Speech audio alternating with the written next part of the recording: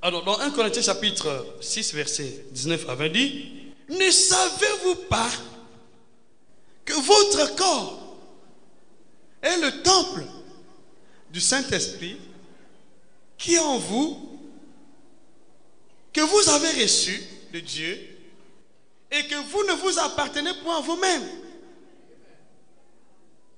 Tu appartiens à qui? Pourquoi tu appartiens à Dieu? Je te pose la question. Mais parce qu'il t'a racheté. Ce n'est pas à cause de ta prière. Parce qu'il t'a racheté. Nous appartenons à Dieu parce qu'il nous a rachetés. Et nous l'appartenons. Est-ce que c'est clair? Verset 20. Car vous avez été rachetés à un grand prix. Glorifiez donc Dieu dans votre corps, dans votre esprit, qui appartiennent à Dieu. Montre-moi là où le diable peut te prendre entre les mains de Dieu. Alors, enlève cette pensée. Ne consulte pas les charlatans. Ils t'ont bourré les mauvaises pensées dans ta conscience. Et tu croyais que toi tu es possédé. C'est ce qu'on t'avait dit, non? Et tu sais, ton oncle t'a possédé. Ah, il est trop fort. Il est fort. Oh, tu sais ton père. Et tu as des problèmes avec ton père. Est-ce que mon père peut me posséder? Il m'a racheté. Et Dieu est qui? N'est-il pas ton père? Comment savoir ta vie dans l'optique de la parole de Dieu maintenant?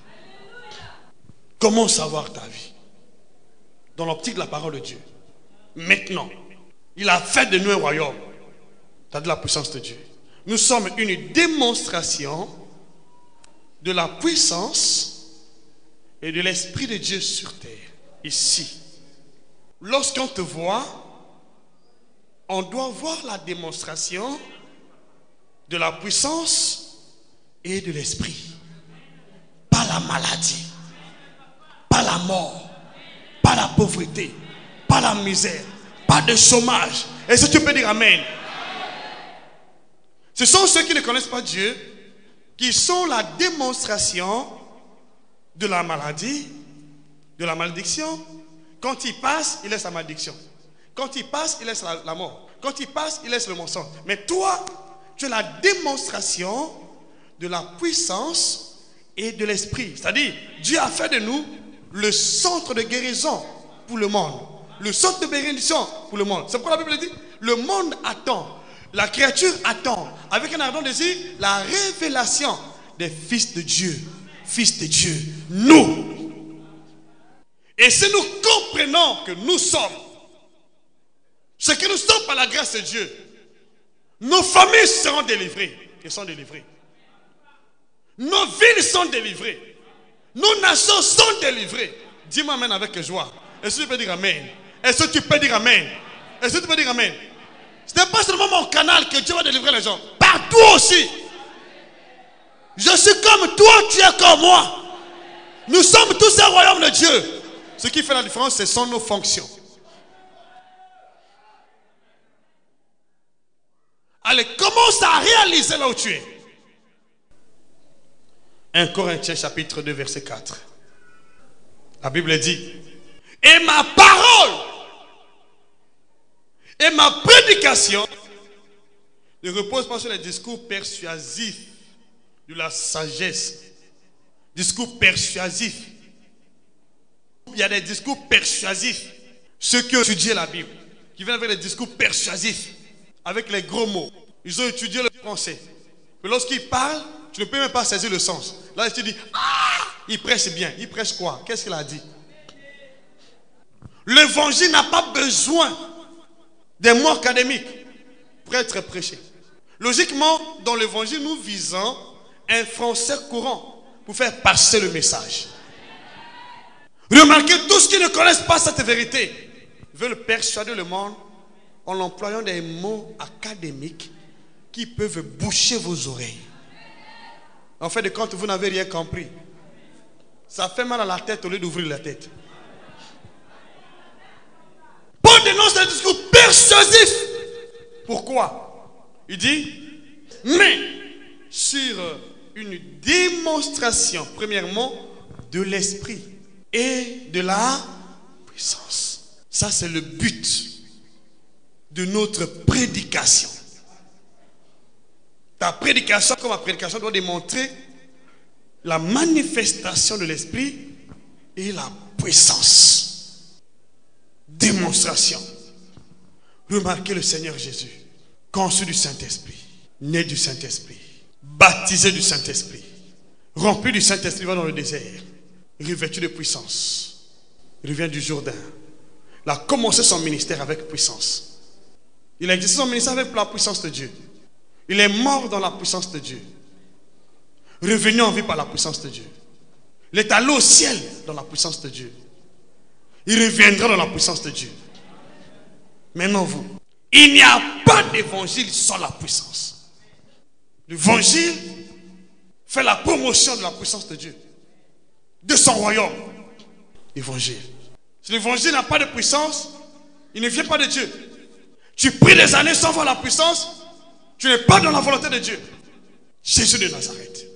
Il reviendra dans la grande puissance.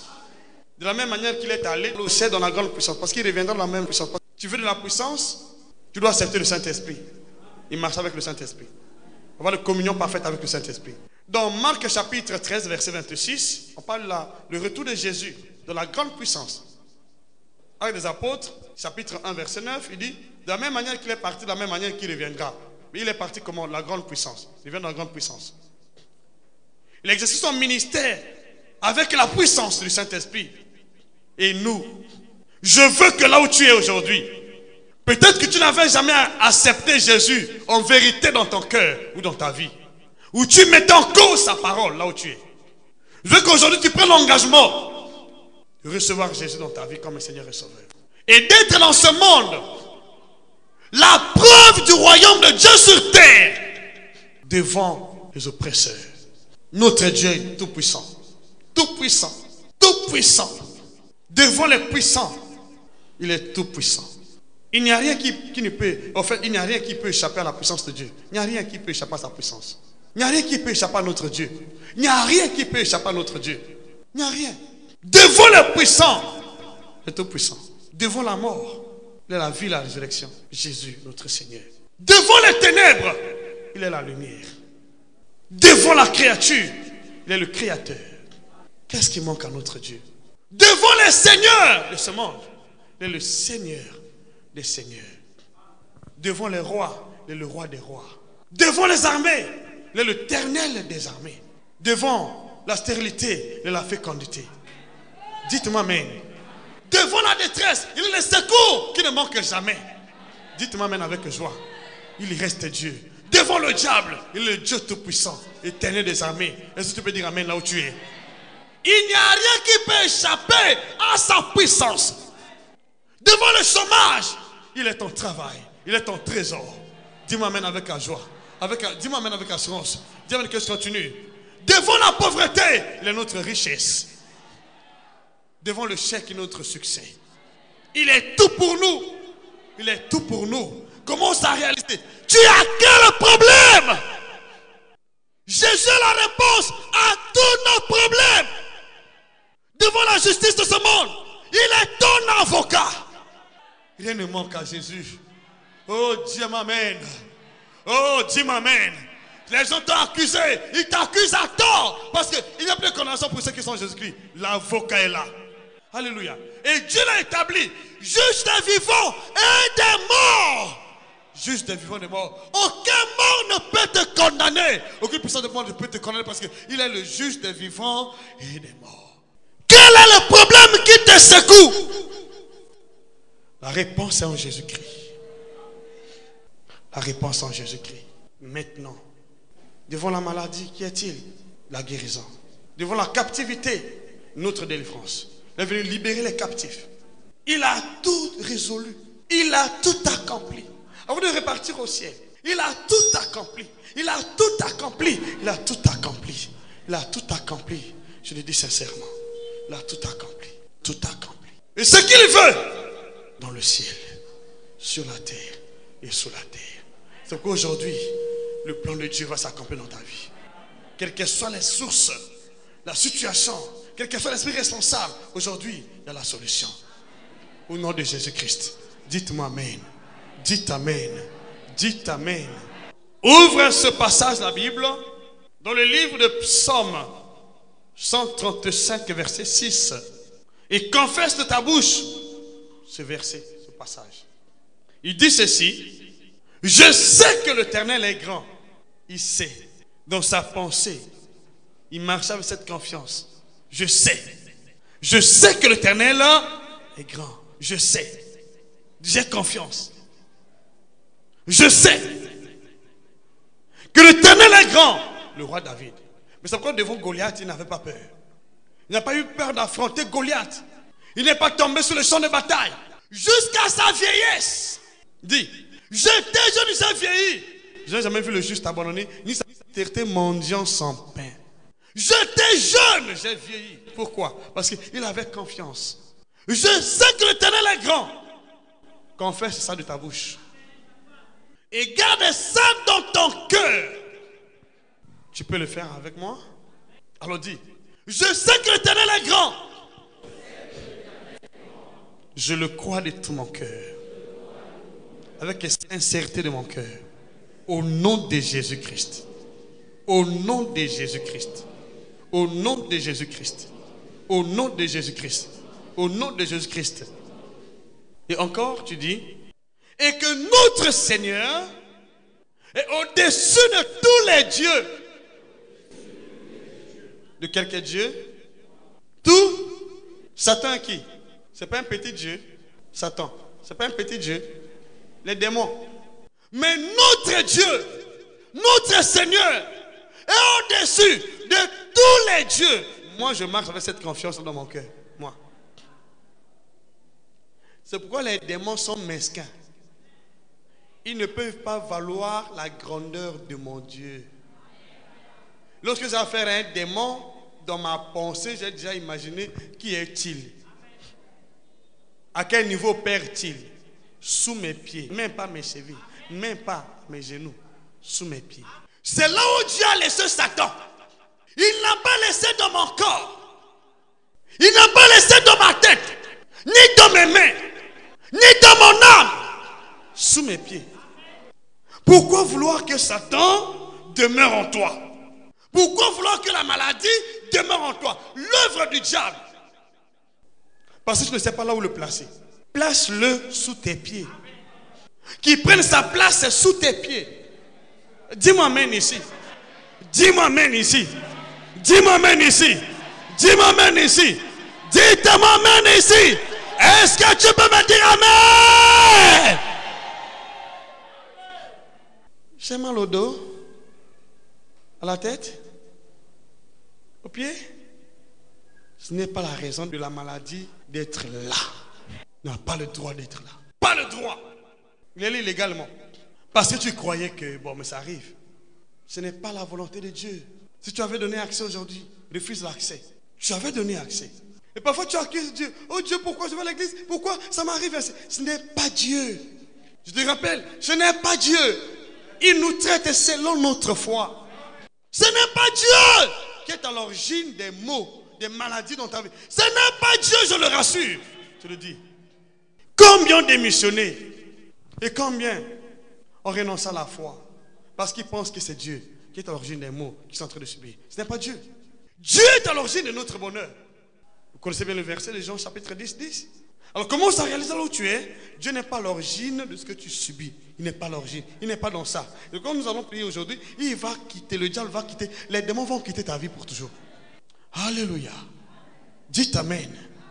Dites Amen. Dites Amen. Dites Amen. Verset 6.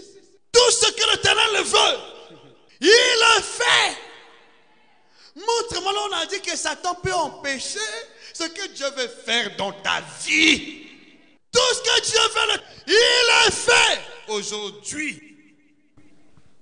Avec confiance, je te dis, il va faire dans ta vie ce qu'il a projeté faire.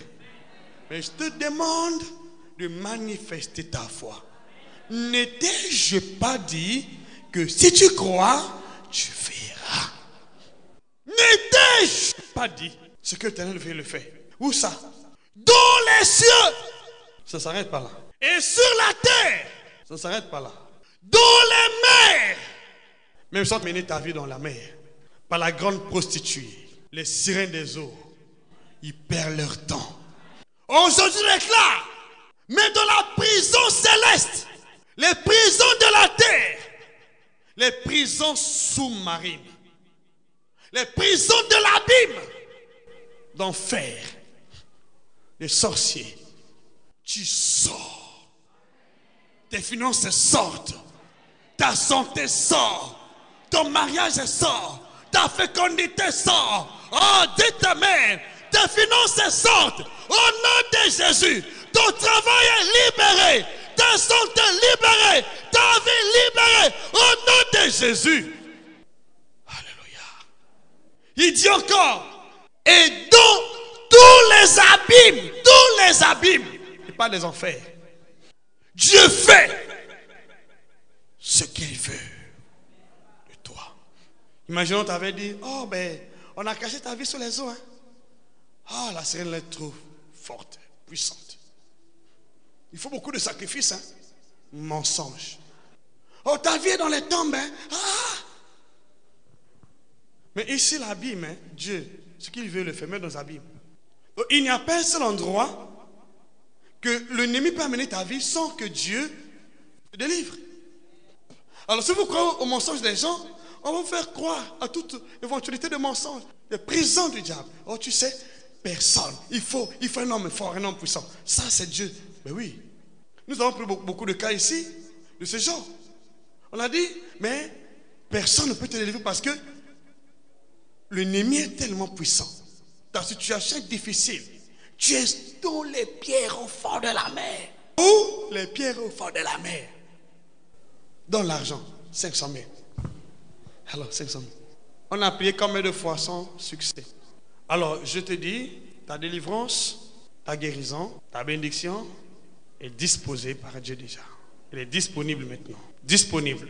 Lazare est délivré de l'enfer, de la mort, du séjour des morts. 4 jours après. L'apôtre Paul a passé un jour dans l'abîme et dans ce monde. Il est revenu en vie. Crois maintenant. Parmi vous, il y a des gens qui ont fait des singes. Et dans ces singes, je suis en train de manger avec des personnes mortes. C'est zéro. Aujourd'hui, Dieu te délivre. Parce que Jésus, qui est notre Seigneur, est établi juge des vivants et des morts. Actes chapitre 10 jusqu'à 42. Juge des vivants et des morts. Aujourd'hui, quelles que soient les épreuves, Dieu a le contrôle. Dieu a le contrôle. Rien n'est impossible à Dieu. Rien n'est impossible à celui qui